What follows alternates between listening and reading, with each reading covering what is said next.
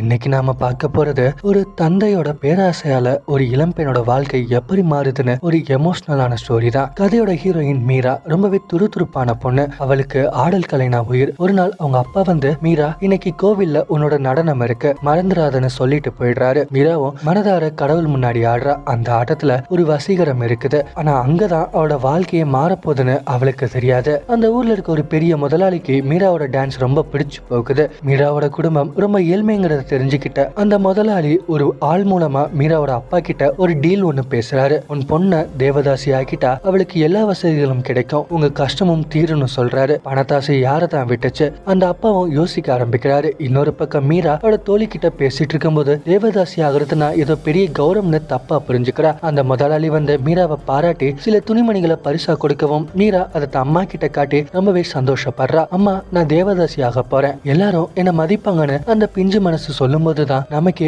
ஒரு மாதிரி ஆகுது. ஆனா அதுக்கு பின்னாடி இருக்கிற வழிகள் அந்த பொண்ணுக்கு தெரியல. ஒரு தந்தை பணத்துக்காக தம் மகளோட வாழ்க்கையை இப்படி திசை திருப்புறாருன்னு நமக்கே கஷ்டமா தான் இருக்கு.